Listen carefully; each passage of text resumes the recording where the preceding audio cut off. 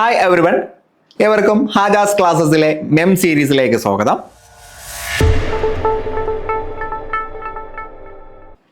PSC പരീക്ഷകളിലെ ഏറ്റവും glamorous ആയിട്ടുള്ള Arias ആയിട്ടുള്ള മാത്സ്, ഇംഗ്ലീഷ്, മലയാളം എന്നീ സബ്ജക്റ്റുകളുടെ നിങ്ങളുടെ കൈപ്പിടിയിൽ ഒതുക്കാൻ സഹായിക്കുന്ന ഫ്രീ ക്ലാസ് സീരീസാണ് മെം സീരീസ് എന്ന് പറയുന്നത്.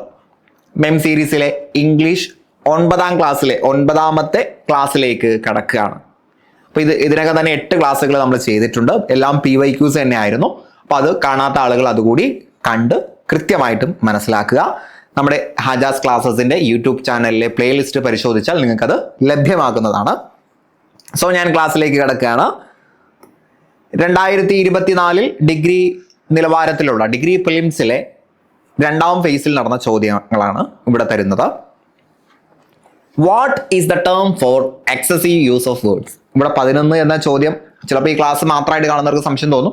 ആദ്യത്തെ 10 ചോദ്യം നമ്മൾ കഴിഞ്ഞ ക്ലാസ്സിൽ ഡിസ്കസ് ചെയ്തു. പിന്നെ വരുന്ന 11 to 20 ചോദ്യമാണ് നമ്മൾ ഇന്ന് ഡിസ്കസ് ചെയ്യുന്നത്. നമുക്ക് നോക്കാം. What is the term for the excessive use of words? ഒരുപാട് വാക്ക് യൂസ് ചെയ്യുന്നതിന് നമ്മൾ എന്താ പറയുന്നത്? വാചാലത. ഒരുപാട് വാക്ക് യൂസ് ചെയ്യുക എന്ന് പറയുമ്പോൾ മലയാളത്തിൽ നമ്മൾ അതിനെ വാചാലത എന്നാ പറയുക. വാചാലത എന്നതിൻ്റെ ഇംഗ്ലീഷ് വെർബോസിറ്റി ആണ്. വെർബോസിറ്റി കേട്ടോ. ഒരുപാട് വാക്കുകൾ യൂസ് ചെയ്യുക എന്നത് വെർബോസിറ്റി ആണ്. വെർബോസിറ്റി ആണ് കേട്ടോ. വെർബോസിറ്റി ആണ്. പഠിച്ചു വെക്കുക. ക്ലിയർ ആയോ? ബാക്കിയുള്ളത് കൂടി നമുക്ക് നോക്കാം. എലക്വൻസ്. ചില ആളുകൾക്കെല്ലാം സംശയം തോന്നും അല്ലേ? എലക്വൻസ് എന്ന് പറഞ്ഞാൽ എന്താ? അതും വാക്കുമായിട്ട് ബന്ധപ്പെട്ടതാണ്. പക്ഷേ ഒഴുക്കോടുകൂടി സംസാരിക്കാൻ കഴിയുന്നതിന്, the quality of delivering A clear strong message, വളരെ ഒഴുക്കോടി സംസാരിക്കാൻ കഴിയുന്ന ആ ഒരു ക്വാളിറ്റിയെ നമ്മൾ എന്ത് പറയും? എലക്വൻസ് എന്ന് പറയും. എലക്വൻസ് എന്ന് പറയും. ഇത് the excessive use of. Excessive എന്ന് പറഞ്ഞാൽ ഒരുപാട് എന്നാണ്. അപ്പോൾ വാക്ക് എന്ത് ചെയ്യുന്നു? ആവശ്യത്തിൽ കൂടുതൽ എന്ത് ചെയ്യുന്നു? യൂസ് ചെയ്യുന്നു. രണ്ടാണ്. വെർബോസിറ്റി എന്ന് പറഞ്ഞാൽ അധിക പ്രസംഗം എന്നൊക്കെ നമ്മൾക്ക് വേണമെങ്കിൽ പറയാം. ഒരുപാട് വാക്ക് യൂസ് ചെയ്യുന്നു. നമുക്ക് ആവശ്യമുള്ളതിലും കൂടുതൽ വാക്ക് യൂസ് ചെയ്യുന്നു. അതിനെ വാചാലത എന്ന് പറയാൻ കഴിയില്ല അല്ലേ? വാചാലത എന്ന് പറയാൻ കഴിയില്ല, സോറി. എലക്വൻസ് ആണ് കുറച്ചുകൂടി വാചാലതയ്ക്ക് കറക്റ്റ് ആയിട്ടുള്ള മലയാളം. എലക്വൻസ് എന്ന് പറഞ്ഞാൽ കൃത്യമായിട്ടും സ്പഷ്ടമായിട്ട് ഒരു കാര്യം പറയുന്നതാണ് എലക്വൻസ്. വെർബോസിറ്റി എന്ന് പറയുമ്പോൾ വാക്കുകൾ അമിതമായിട്ട് യൂസ് ചെയ്യുക, അതാണ് വെർബോസിറ്റി. ഇനി കോൺസൈനസ് എന്ന് പറഞ്ഞാൽ എന്താ? The quality of expressing something in a clear and brief way.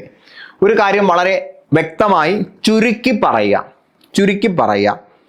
Using as few words as possible. കഴിവതും ചുരുക്കി പറയുക, എന്നാൽ എല്ലാം ഉൾക്കൊള്ളുകയും ചെയ്യുക. അപ്പോൾ ഒരു കാര്യം ക്ലിയർ ആയി ചുരുക്കി പറയുന്നതിന് കോൺസൈസ്നെസ് എന്നാണ് പറയുക. കോൺസൈസ്നെസ് എന്നാണ് പറയുക. ഇനി ലാക്കോണിസം ഉണ്ട്. ലാക്കോണിസം എന്ന് പറഞ്ഞാൽ എന്താ? അതും ബ്രെവിറ്റിയാണ്. ബ്രെവിറ്റി എന്ന് പറഞ്ഞാൽ സംക്ഷിപ്തമായി ചുരുക്കി പറയുക. Or clearness of expression or style. കാര്യങ്ങൾ വളരെ ചുരുക്കി ഒതുക്കി പറയുന്നതിനാണ് ലാക്കോണിസം എന്ന് പറയുന്നത്. ഓക്കെ അല്ലേ? അത് 4 പഠിച്ചു വെക്കുക. ദെൻ 12ാമത്തെ ചോദ്യത്തിലേക്ക് വരാം. Choose the correct option for the reported speech. Reported സ്പീച്ചിന്റെ കറക്റ്റ് ഓപ്ഷൻ ഏതെന്നാണ്. ഞാൻ റിപ്പോർട്ടഡ് സ്പീച്ചിന്റെ റൂൾസ് മൊത്തത്തിൽ പറയില്ല. ഈ ഒരു ക്ലാസ്സിൽ ആവശ്യമുള്ളത് മാത്രം പറയുകയാണ്. Direct speech. I won't be able to attend the meeting she said. Assertive sentence ആണ് അല്ലേ? സ്റ്റേറ്റ്മെന്റ് ആണ്. അപ്പൊ സ്റ്റേറ്റ്മെന്റ് ആകുമ്പോൾ ആദ്യം ഷീ സെഡ്, എല്ലാത്തിലും ഷീ സെഡ് എന്നുള്ളത് വരണം. ദെൻ അസേർട്ടീവ് സെന്റൻസിന് കണക്റ്റിംഗ് വേർഡ് ആയിട്ട് യൂസ് ചെയ്യേണ്ടത് ദാറ്റ് ആണ്. ദാറ്റ് എവിടെയൊക്കെ വന്നിട്ടുണ്ടോ? എയിലും ബിയിലും വന്നിട്ടുണ്ട്. അപ്പോൾ നമുക്ക് സിയും ഡിയും വെട്ടാം. ഓക്കെ അല്ലേ? പിന്നെ അസേർട്ടീവ് സെന്റൻസ് ശ്രദ്ധിക്കേണ്ട മറ്റു കാര്യങ്ങൾ, സെന്റൻസിൽ ഐയും യുവും ഉണ്ട് എങ്കിൽ വ്യത്യാസപ്പെടുത്തണം. നമുക്കുള്ളത് മാത്രം നോക്കാം. റൂൾ മൊത്തത്തിൽ പറയുന്നില്ല. ഐ ഉണ്ട് അല്ലേ? ഐ ഉണ്ടെങ്കിൽ എങ്ങനെ വ്യത്യാസപ്പെടുത്തണം? ഒരു സെന്റൻസിലെ ഐ എന്ന് പറഞ്ഞാൽ അത് പറയുന്ന ആളാണ്. പറയുന്ന ആൾ പുരുഷനാണോ സ്ത്രീയാണോ എന്ന് നോക്കി മാറ്റം വരുത്തണം. അപ്പോൾ പറയുന്നത് സ്ത്രീയാണ്. സ്ത്രീ ആയതുകൊണ്ട് നമുക്ക് ഷീ ആക്കാം. രണ്ടിലും ഷീ വന്നിട്ടുണ്ടോ? ദെൻ പിന്നെ ചെയ്യേണ്ടത് വേർബിനെ എല്ലാം പാസ്റ്റിലേക്ക് മാറ്റുക എന്നുള്ളതാണ്. വോണ്ട് അഥവാ വിൽ നോട്ട്, അതിനെ പാസ്റ്റ് ആക്കുമ്പോൾ എങ്ങനെ വരണം? ഒന്നെങ്കിൽ വുഡ് നോട്ട് എന്ന് വരണം അല്ലെ? വുഡ് നോട്ട് എന്ന് വരണം. പക്ഷെ വുഡ് നോട്ട് എന്ന് പറയുന്നത് നമ്മുടെ ഓപ്ഷനിൽ ഉണ്ടോ? ഓപ്ഷനിൽ ഇല്ല അല്ലെ? വുഡ് നോട്ട് എന്ന് പറയുന്നത് നമ്മുടെ ഓപ്ഷനിൽ ഇല്ല. സോ നമുക്ക് she said that she would not എന്നാണ് കൊടുക്കേണ്ടത് കേട്ടോ. Would not be able to attend the meeting എന്നുള്ളതാണ് കറക്റ്റ്. ഇവിടെ കൃത്യമായിട്ടുള്ള ആൻസർ വരുന്നില്ല കേട്ടോ, കൃത്യമായിട്ടുള്ള ആൻസർ വരുന്നില്ല. ഷീ സെഡ് ദാറ്റ്, ഡി അല്ല കേട്ടോ, ഡി അല്ല കറക്റ്റ്. അവിടെ കൃത്യമായിട്ടുള്ള ഉത്തരം വരുന്നില്ല. അവിടെ ആൻസർ എങ്ങനെയാണ് വരേണ്ടത്? ഷീ സെഡ്, ഇവിടെ ഒരു ദാറ്റും കൂടെ കൊടുത്തിരുന്നെങ്കിൽ okay. She said that she would not be able to attend the meeting, അങ്ങനെ ആയിരുന്നുവെങ്കിൽ കറക്റ്റ് ആയേനെ.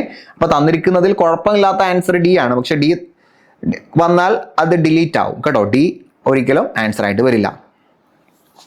ദെൻ 13ാമത്തെ ചോദ്യം, identify the sentence with correct usage of masculine and feminine gender. Masculine feminine gender കൃത്യമായിട്ട് use ചെയ്തിട്ടുള്ളത് ഏത് എന്നാണ്. മാസ്കുലൈൻ എന്ന് പറഞ്ഞാൽ പുല്ലിംഗമാണ്, പുരുഷനെ സൂചിപ്പിക്കുന്നത്, മെയിലിനെ സൂചിപ്പിക്കുന്നത്. ഫെമിനൈൻ എന്ന് പറഞ്ഞാൽ സ്ത്രീലിംഗമാണ്. അപ്പോൾ ഈ ഒരു സാധനം ഒരു സെന്റൻസിലൂടെ ചോദിച്ചിരിക്കുകയാണ്. നമുക്ക് നോക്കാം. കറക്റ്റായിട്ട് ഫെമിനൈൻ മസ്കുലൈൻ ജെൻഡർ ഒപ്പിച്ച് ചോദിച്ചിട്ടുള്ളത് ഏതെന്നാണ് ചോദ്യം. സെന്റൻസ് നമുക്ക് പരിശോധിക്കാം. ദ ടൈഗ്രസ്, ടൈഗ്രസ് എന്ന് പറയുമ്പോൾ ടൈഗറിന്റെ സ്ത്രീലിംഗമാണ്. അപ്പൊ ഇത് സ്ത്രീയാണ്. Is known for his crimes. ഞാൻ അതിന്റെ അർത്ഥം പറയുന്നില്ല, നമുക്ക് ഗ്രാമർ മാത്രം നോക്കാം. ദ ടൈഗ്രസ് എന്ന് പറയുമ്പോൾ അത് സ്ത്രീയാണ്. ഹിസ് എന്ന് പറയുന്ന പ്രൊനൗൺ, അപ്പൊ കറക്റ്റ് പ്രൊനൗൺ ആണ് യൂസ് ചെയ്തിട്ടുള്ളതെന്നാണ് നോക്കുന്നത്. ഹിസ് പുരുഷനെ സൂചിപ്പിക്കുന്നതല്ലേ? പുരുഷനെ സൂചിപ്പിക്കുന്നതാണ്. സോ ഇത് തെറ്റി. അടുത്ത വിക്സൺ. വൈക്സൺ എന്ന് പറയുന്നതും സ്ത്രീലിംഗമാണ്. സോ ഇവിടെ നോക്കിയപ്പോൾ ഹിസ് പുല്ലിംഗം വന്നു, അപ്പൊ അതും തെറ്റാണ്. Then the സ്റ്റാലിയോൺ. സ്റ്റാലിയോൺ എന്ന് പറയുന്നത് അത് സ്ത്രീലിംഗമല്ല, പുല്ലിംഗം തന്നെയാണ്. സോ ഇവിടെ ഹിസ് കറക്റ്റ് വന്നിട്ടുണ്ട്, കറക്റ്റ് വന്നു. സോ അത് കറക്റ്റ് ആണ്. Then the lion. ലയൺ എന്ന പുല്ലിംഗമാണ്. ഹെർ എന്ന് പറയുന്നത് സ്ത്രീലിംഗമായി പോയി, തെറ്റി അല്ലെ. സോ അവിടെ നമുക്ക് ഓപ്ഷൻ സി മാത്രമാണ് കറക്റ്റ് ആയിട്ട് വന്നിട്ടുള്ളത്. ഓപ്ഷൻ സി മാത്രമാണ് കറക്റ്റ് ആയിട്ട് വന്നുള്ളത്. ഓക്കെ അല്ലേ? ക്ലിയർ ആയോ? ഇനി നമുക്ക് നോക്കാം ഓരോന്നും എന്തൊക്കെയാണെന്ന് നമുക്ക് നോക്കാം. ടൈഗർ എന്ന് പറയുന്നത് ഇത് സ്ത്രീലിംഗമല്ല, ഇത് പുല്ലിംഗമാണ് കേട്ടോ, മാസ്കുലൈൻ ആണ്. സോറി ഒരു മിനിറ്റ്, ഇത് മാസ്കുലൈൻ ആണ്, ഇത് ഫെമിനൈൻ ആണ്. ടൈഗർ എന്താണെന്ന് അറിയാലോ, ടൈഗർ കടുവ, ടൈഗ്രസ് ആകുമ്പോൾ പെൺ കടുവ. ഫോക്സ് കുറുക്കൻ, വിക്സൺ കുറുക്കൻ തന്നെ സ്ത്രീയാണ് കേട്ടോ. ദെൻ സ്റ്റാലിയൺ അത് കുതിരയാണ്, കുതിര. മെയർ അതിലെ പെൺകുതിരയാണ്, പെൺകുതിര. ലയൺ സിംഹം, ലയണസ് പെൺസിംഹം. പഠിച്ചു വെക്കണേ. Tiger, tigress, fox, vixen, stallion, mare, lion, lioness. അപ്പൊ ചോദ്യം എങ്ങനെ വന്നു എന്ന് കണ്ടോ? നമുക്ക് പണ്ടൊക്കെ നേരിട്ടങ്ങ് ചോദിക്കുകയായിരുന്നു അല്ലെ, ടൈഗറിന്റെ ഓപ്പോസിറ്റ് എന്ത്, അല്ലെങ്കിൽ ടൈഗർ ടൈഗ്രസ് ആണ് എങ്കിൽ ഫോക്സ് എന്താണ് എന്നൊക്കെ ചോദിക്കുമായിരുന്നു. അനലോഗി പോലെ ചോദിക്കുമായിരുന്നു. ഇപ്പൊ അങ്ങനെയല്ല, ഗ്രാമർ കൂടി കലർത്തി ചോദിക്കുകയാണ്. അപ്പൊ ആ ഒരു നിലവാരത്തിലേക്ക് നമ്മൾ വരണം. Then select the sentence with correct usage of words. Usage correct ആയിട്ട് വന്നിട്ടുള്ളത് ഏതൊക്കെ സെന്റൻസുകളിലാണ് എന്ന് നമുക്ക് നോക്കാം. The night. നൈറ്റ് എന്ന് പറഞ്ഞാൽ എന്താ? നൈറ്റ് എന്ന് പറഞ്ഞാൽ കുതിര ഓടിക്കുന്ന ആളാണ് അല്ലെ, കുതിര ഓടിക്കുന്ന ആളാണ്, അല്ലെങ്കിൽ യോദ്ധാവാണ്, യോദ്ധാവ്, ഒരു സോൾജർ ആണെന്ന് വേണമെങ്കിൽ നമുക്ക് പറയാം. നൈറ്റ്. റോഡ്, റോഡ് എന്ന് പറഞ്ഞാൽ റോഡ് തന്നെ.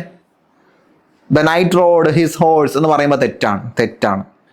ഓടിക്കുക, കുതിരയെ ഓടിക്കുക. റൈഡ് റോഡാണ്, റൈഡ് റോഡ്. ഇതാണ് സ്പെല്ലിംഗ് കറക്റ്റ്. അപ്പം അത് തെറ്റി. ഇനി ബിയിലേക്ക് വരുന്ന സമയത്ത് ദ നൈറ്റ് പറയുമ്പോൾ നൈറ്റ് എന്ന് പറയുമെങ്കിലും സ്പെല്ലിംഗ് തെറ്റി. നൈറ്റ് രാത്രി എന്നാണ്, അപ്പം ഇത് തെറ്റി. ദെൻ ദ നൈറ്റ് ഇവിടെ ഓക്കെ, ദ നൈറ്റ് ഓക്കെ ആണ്. റോഡ് ഓടിച്ചു അല്ലെ, ഹിസ് ഹോഴ്സ് അയാളുടെ ഹോഴ്സിനെ ഇൻടു ദ സൺസെറ്റ്, സൺസെറ്റിലേക്ക് ഓടിച്ചു.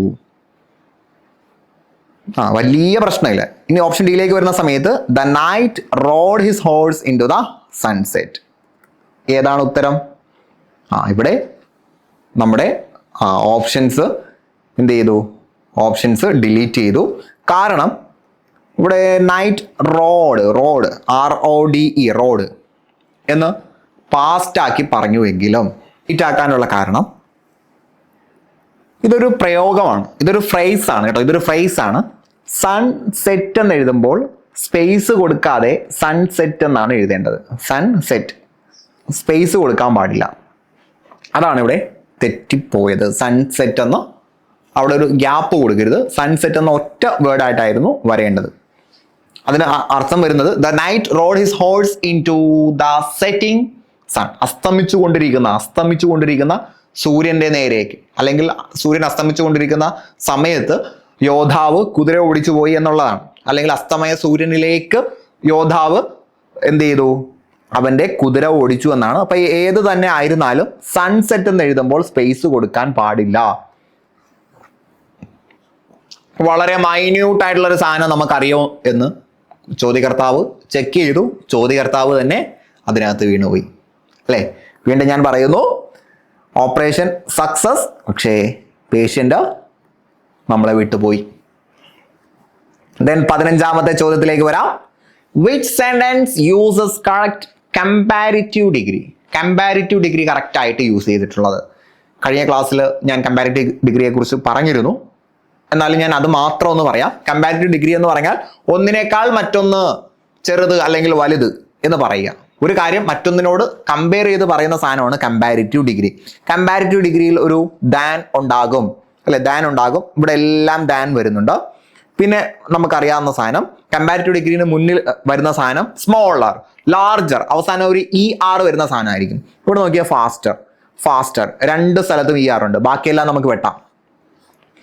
പിന്നെ നിങ്ങൾ നോക്കുന്ന സമയത്ത് ഒരെണ്ണം മോർ ഫാസ്റ്റർ ആണ് അല്ലെങ്കിൽ ഫാസ്റ്റർ ആണ്.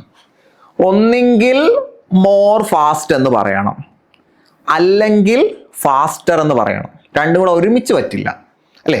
ഒന്നെങ്കിൽ മോർ ഫാസ്റ്റ് എന്ന് പറയണം, അല്ലെങ്കിൽ ഫാസ്റ്റർ. രണ്ടും കൂടി ഒരുമിച്ച് പറ്റില്ല. അപ്പോൾ രണ്ടും കൂടി ഒരുമിച്ച് പറ്റില്ല. മോർ ഫാസ്റ്റർ എന്ന് പറ്റില്ല.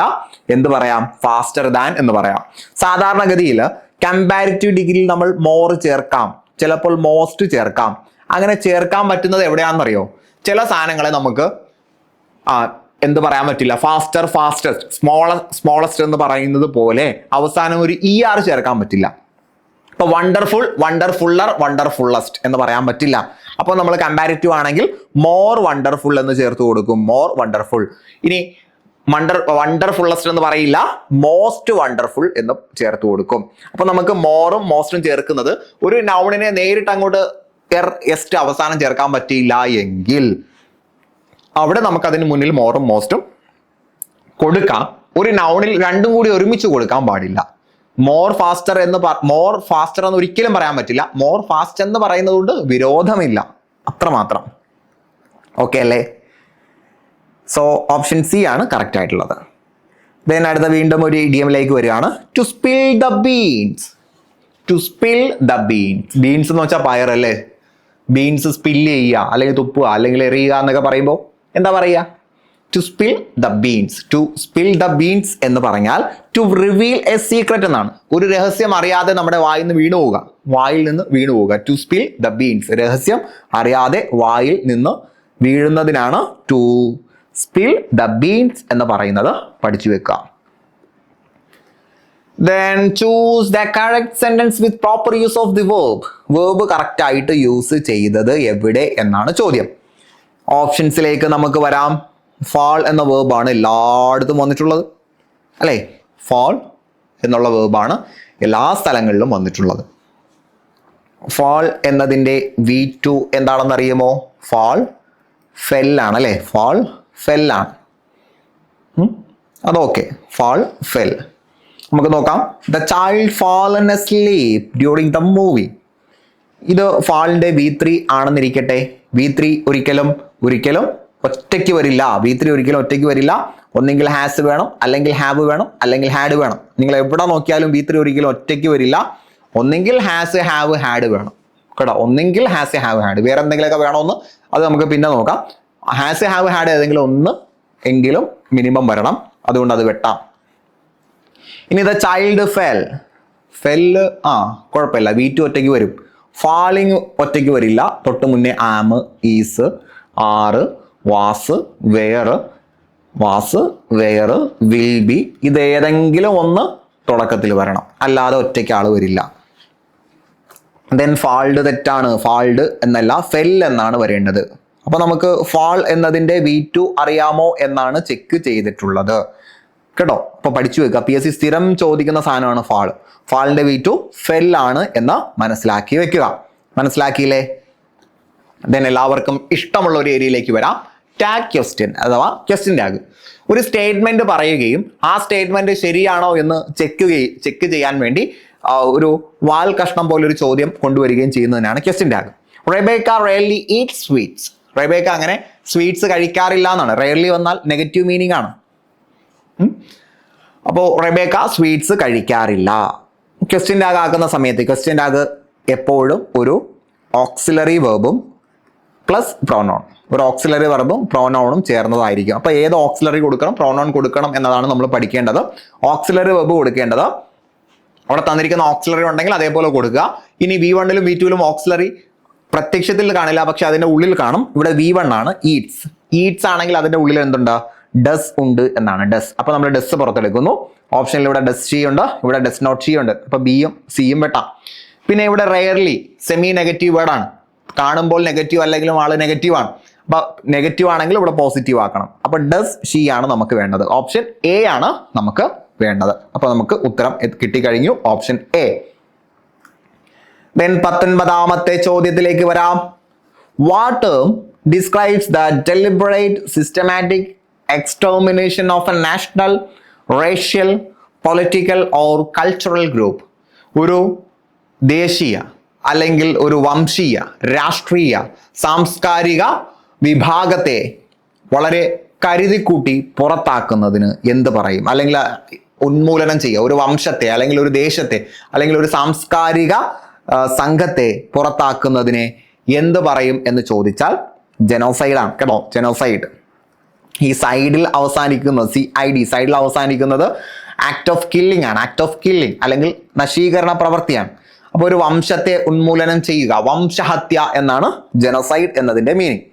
ഇനി ഓപ്ഷനിൽ മറ്റ് ചില പദങ്ങൾ കൂടി വന്നിട്ടുണ്ട്, അതുകൂടി നമുക്ക് നോക്കാം. ഫോബിയ. ഫോബിയ എന്ന് പറഞ്ഞാൽ എന്താ? ഫിയർ ഓഫ് ആണ്. എന്തിനോടെങ്കിലും ഉള്ള പേടിയാണ് നമ്മൾ ഫോബിയ എന്ന് പറയുന്നത്. അപ്പോൾ സെനഫോബിയ എന്ന് പറഞ്ഞാൽ dislike, hatred or fear of outsiders. പുറത്തുള്ള, അതാ നമ്മുടെ ഗ്രൂപ്പിന് പുറത്തുള്ള ആളുകളോ പേടി, നമുക്ക് പരിചയമില്ലാത്ത അല്ലെങ്കിൽ ഔട്ട്സൈഡേഴ്സിനെ പേടി, പുറത്തുനിന്ന് വരുന്ന ആളുകളെ പേടി, അതിനെയാണ് xenophobia. പുറത്തുനിന്നുള്ള ആളുകളെ പേടി xenophobia. ദെൻ മിസോഗനി. ഈ ഗൈൻ എന്ന് പറയുന്ന സാധനം റിലേറ്റഡ് ടു വുമൻ ആണ്. സ്ത്രീകളെ സൂചിപ്പിക്കുന്നതാണ് ഗൈൻ അല്ലെങ്കിൽ ഗൈനോ എന്ന് പറയുന്ന സാധനം. മിസ് എന്ന് പറയുന്നത് എപ്പോഴും ഒരു നെഗറ്റീവ് മീനിങ് ആണ്. നമ്മൾ ഇങ്ങനെയൊക്കെ ഒരു സെൻസ് നമുക്ക് ഉണ്ടാക്കിയെടുക്കണം. അതാണ് നമ്മൾ വൊക്കാബുലറിയിൽ നമ്മളെ സഹായിക്കുന്ന സാധനം. അപ്പോൾ മിസോഗനി എന്ന് പറയുമ്പോൾ ഹാറ്റേഡ് ഓഫ് അല്ലെങ്കിൽ അവേർഷൻ ടു അല്ലെങ്കിൽ പ്രെജുഡൈസ് അഗെയിൻസ്റ്റ് വുമൺ, സ്ത്രീ വിരുദ്ധത എന്നാണ്. സ്ത്രീകളോടുള്ള വെറുപ്പ് അല്ലെങ്കിൽ അവരോടുള്ള വിദ്വേഷം അല്ലെങ്കിൽ അവരോടുള്ള മുൻവിധി, സ്ത്രീ വിരുദ്ധതയ്ക്കാണ് മിസോഗനി എന്ന് പറയുന്നത്. ദെൻ എത്നിസിറ്റി എന്ന് പറയുന്നത് the social and cultural characteristic, സാമൂഹിക സാംസ്കാരിക സവിശേഷത അല്ലെങ്കിൽ അതിന്റെ പശ്ചാത്തലം അല്ലെങ്കിൽ experience shared by a group of people. ഒരു സമൂഹത്തെക്കുറിച്ച് അല്ലെങ്കിൽ മറ്റ് സവിശേഷതയെക്കുറിച്ച് ഒരു ആളുകൾ എന്ത് ചെയ്യുന്നു? വിശേഷിപ്പിക്കുന്നു. അപ്പോൾ ഒരു സാമൂഹിക സാംസ്കാരിക സവിശേഷത, അതിനെയാണ് എത്നിസിറ്റി എന്ന് പറയുന്നത്. ഓക്കെ അല്ലേ? ക്ലിയർ അല്ലേ? ദെൻ അവസാനത്തെ ചോദ്യത്തിലേക്ക് വരാം. ചൂസ് എ സ്യൂട്ടബിൾ സിനോണിം, പര്യായ പദം അല്ലേ, from the following options for the word given. Meticulous എന്നതിന്റെ സമാന പദം. മെറ്റിക്കുലസിന്റെ അർത്ഥം നിങ്ങൾക്ക് അറിയില്ല എന്നിരിക്കട്ടെ. മെറ്റിക്കുലസ് വളരെ പ്രശസ്തമാണ്, PSCക്ക് വളരെ പ്രശസ്തമായിട്ടുള്ള വാക്കാണ് മെറ്റിക്കുലസ്. മെറ്റിക്കുലസിന്റെ അർത്ഥം നിങ്ങൾക്ക് അറിയില്ല എന്നിരിക്കട്ടെ. നമുക്ക് ഓപ്ഷൻസിലേക്ക് വരാം. കെയർഫുൾ എന്ന് പറഞ്ഞാൽ ശ്രദ്ധാപൂർവം, ശ്രദ്ധയുള്ളത്. കെയർലെസ് അതിന്റെ നേരെ ഓപ്പോസിറ്റ് ആണ്. മെസ്സി എന്ന് പറഞ്ഞാൽ എന്താ? മെസ്സി എന്ന് പറഞ്ഞാൽ ആകെ കുഴഞ്ഞു മറിഞ്ഞത്. അപ്പൊ കെയർലെസ്സിനെയും മെസ്സിയെ നമുക്ക് ഒരു ചങ്ങാടത്തിൽ കെട്ടാം അല്ലേ? അപ്പൊ ഓപ്ഷൻ ഡി വന്നിരിക്കുന്നത് ബോത്ത് A and B ആണ്. അപ്പൊ അതും വരില്ല, എയും ബിയും ഒരുമിച്ച് വരില്ല അല്ലേ? അത് കാരണം അത് രണ്ടും ഓപ്പോസിറ്റ് ആണ്. അപ്പൊ നമുക്ക് A ഉറപ്പിക്കാം. ഓപ്ഷൻ A ആണ് ആൻസർ ആയിട്ട് വരുന്നത്. ഓക്കെ, മനസ്സിലായോ? കെയർഫുൾ എന്ന് പറഞ്ഞാൽ ശ്രദ്ധാപൂർവം, മെസ്സി എന്ന് പറഞ്ഞാൽ കുഴങ്ങി മറിഞ്ഞത്. അപ്പൊ ഇത് രണ്ടും ഒരു വള്ളത്തിൽ കെട്ടാൻ പറ്റില്ല. കെയർലെസ് എന്ന് പറയുമ്പോൾ കെയർഫുള്ളിന്റെ നേരെ ഓപ്പോസിറ്റ് ആണ്. അപ്പൊ അതും റെഡി ആവില്ല. ഓപ്ഷൻ A മാത്രമാണ് ഉത്തരമായിട്ട് വരുന്നത്. മെറ്റിക്കുലസ് എന്ന് പറഞ്ഞാൽ കെയർഫുള്ളി എന്നാണ്. മെറ്റിക്കുലസ്, കെയർഫുള്ളി പഠിച്ചു വെക്കുക, SCRT ടേം ആണ്. സോ അങ്ങനെ നമ്മൾ നമ്മുടെ ഇന്നത്തെ M സീരീസിലെ ഇംഗ്ലീഷ് ക്ലാസ് വൈൻഡപ്പ് ചെയ്യുകയാണ്. പുതിയ ക്ലാസ്സുമായിട്ട് നമുക്ക് വീണ്ടും മറ്റൊരു ക്ലാസ്സിൽ കണ്ടുമുട്ടാം. നന്നായിട്ട് പഠിക്കുക. നിങ്ങൾ ആഗ്രഹിക്കുന്ന സ്വപ്ന ജോലിയിലേക്ക് എത്രയും പെട്ടെന്ന് എത്തിപ്പെടാൻ കഴിയട്ടെ എന്ന് ആശംസിച്ചുകൊണ്ട് ഞാൻ നിർത്തുന്നു. ഏവർക്കും വിജയാശംസകൾ. നന്ദി.